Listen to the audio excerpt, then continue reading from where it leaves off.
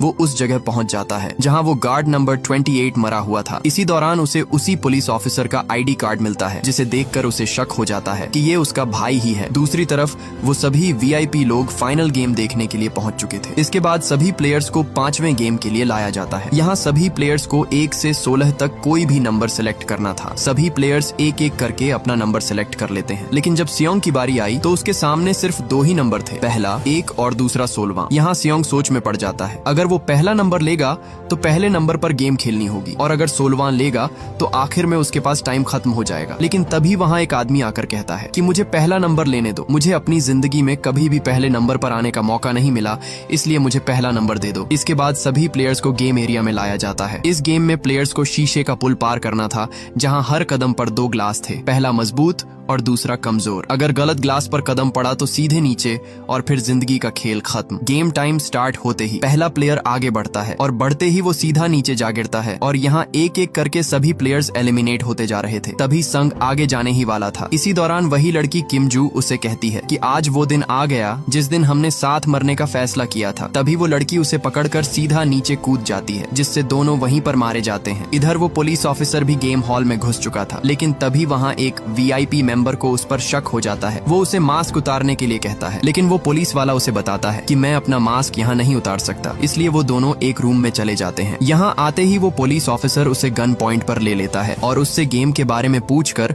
उसे वहीं पर बेहोश कर देता है। लेकिन उस वीआईपी के बेहोश होते ही फ्रंटमैन को पता चल जाता है। इधर गेम खत्म होने में सिर्फ 1 ही मिनट बचा था, इसीलिए वहाँ एक प्लेयर उस ग्लास पर एक कंचा फेंकता है, लेकिन फिर भी उन्हें पता नहीं चल पाया। इसीलिए टाइम ना होने की वजह से सांगवू उस आदमी को धक्का देकर उसे नीचे गिरा देता है, और यहाँ वो तीनों तुरंत उस पुल को पार करके फिनिश लाइन तक पहुंच जाते हैं। इधर फ्रंटमैन भी पुलिस ऑफिसर का पीछा कर रहा था। यहाँ वो पुलिस ऑफिसर डाइविंग सूट से समंदर को पार करता हुआ आगे बढ़ रहा था। वो फ्रंटमैन भी उसके पीछे पीछे ही था, लेकिन वो पुलिस ऑफिसर जैसे तैसे करके समंदर के किनारे तक पहुंच जाता है। लेकिन उसकी बदकिस्मती कि वहाँ पर सिग्नल का नामो निशान तक नहीं था। वो हेडक्वार्टर में कुछ तस्वीरें भेजता है, लेकिन सिग्नल ना होने की वजह से वो तस्वीरें हेडक्वार्टर तक नहीं जा रही थीं। वो उन गार्ड से अपनी जान बचाकर भागता भागता एक जगह पर पहुंच जाता है, लेकिन उसके आगे पानी था और फ्रंटमैन उसके पास था, इसलिए वो तुरंत उस पर गोली चला देता है। इसलिए वो फ्रंटमैन अपना मास्क उतार देता है, तो उसे पता चलता है कि ये उसका अपना ही भाई है। इसी दौरान फ्रंटमैन भी उस पर गोली चला देता है और वो सीधा पानी में जा गिरता है। इधर हमें बाकी बचे सिर्फ 3 प्लेयर्स दिखाई देते हैं। यहाँ सैबियोक की तबीयत खराब थी,